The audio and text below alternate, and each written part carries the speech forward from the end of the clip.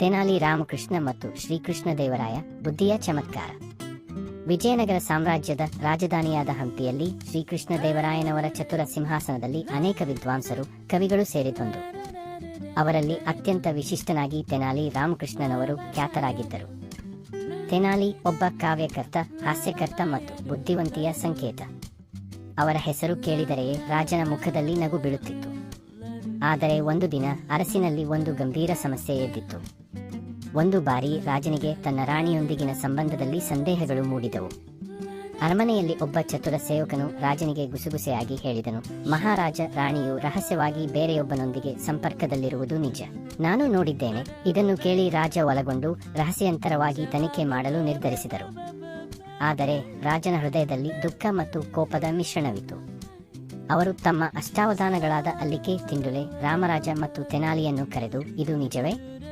ನೀವುಗಳು ತಿಳಿದುಕೊಳ್ಳಿ ಮತ್ತು ನನಗೆ ಹೇಳಿ ಎಂದರು. ಅಲ್ಲಿಕೆಯಂತಹ ವಿದ್ವಾಂಸರು ಚಿಂತಿಸಿ, ಮಹಾರಾಜ, ಇದು ನಿಜವೇ ಇಲ್ಲವೇ ತಿಳಿಯಲು ರಾಣಿಯನ್ನು ಪ್ರಶ್ನಿಸಬೇಕು ಎಂದರು. ತಿಂಡುಲೆಯು, ಹೌದು, ರಾಜನ ಸಾಮರ್ಥ್ಯದಿಂದ ತಿಳಿಯಬಹುದು ಎಂದನು. ಆದರೆ ತೆನಾಲಿ ಮೌನವಾಗಿ ನಗುತ್ತಿದ್ದನು. ರಾಜ, ನೀನು ಏನು ಹೇಳುತ್ತೀಯ ಎಂದು ಕೇಳಿದರೆ ತೆನಾಲಿ ಹೇಳಿದನು, ಮಹಾರಾಜ, ಇದು ಸರಳ. ನಾನೊಂದು ಕತೆ ಹೇಳುತ್ತೇನೆ.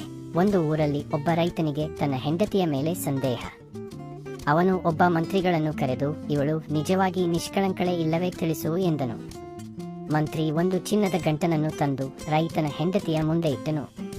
ಇದನ್ನು ತಿನ್ನು ಎಂದು ಹೇಳಿದನು. ಹೆಂಡತಿ ಆಶ್ಚರ್ಯಗೊಂಡು, ಇದು ತಿನ್ನಲು ಹೇಗೆ? ಇದು ಕಲ್ಲು ಎಂದಳು. ಮಂತ್ರಿ ಹೇಳಿದನು, ನಿನ್ನ ಹೃದಯ ಶುದ್ಧವಿದ್ದರೆ ಇದು ಬೆಣ್ಣೆಯಂತೆ ಬೇಯಿಸುತ್ತದೆ. ಹೆಂಡತಿ ನೋಡಿದರೆ ಗಂಟನು ಬೆಣ್ಣೆಯಂತೆ ಬೇಯಿಸಿತು. ಆದರೆ ನಾವು ಇದನ್ನು ಹೇಗೆ ಮಾಡೋಣ? ರಾಜ ಆಶ್ಚರ್ಯಗೊಂಡು, ಅದು ಹೇಗೆ ಎಂದರು. ತೆನಾಲಿ ಹೆದರದೆ, ಮಹಾರಾಜ, ನಾನು ಒಂದು ಚಿನ್ನದ ಗಂಟನನ್ನು ತಂದು ಅದರೊಳಗೆ ಬೆಣ್ಣೆಯನ್ನು ತುಂಬುತ್ತೇನೆ. ಅದನ್ನು ಬಿಸಿಯಾಗಿ ಬೇಯಿಸಿ ರಾಣಿಯ ಮುಂದೆ ಇಡುತ್ತೇನೆ.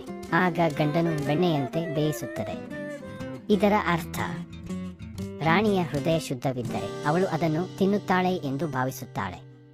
ಆದರೆ ಸಂದೇಹದಿಂದ ನೋಡಿದರೆ ಅದು ಕಲ್ಲು ಕಾಣುತ್ತದೆ. ಸತ್ಯವನ್ನು ಪರೀಕ್ಷಿಸಲು ಬುದ್ಧಿ ಬೇಕು, ಕೋಪವಲ್ಲ. ರಾಜ ತೆನಾಲಿಯ ಮಾತುಗಳನ್ನು ಕೇಳಿ ತಮ್ಮ ಸಂದೇಹವನ್ನು ಕೈಬಿಟ್ಟರು. ತೆನಾಲಿ, ನೀನು ನನ್ನ ಚಿತ್ರಗ್ರಹ. ನಿನ್ನ ಬುದ್ಧಿಯಿಂದ ಈ ಅರಸು ರಕ್ಷಣೆಗೊಂಡಿತು ಎಂದು ಹೇಳಿ ಅವನಿಗೆ ಒಂದು ಚಿನ್ನದ ಹಾರವನ್ನು ತಟ್ಟಿದರು.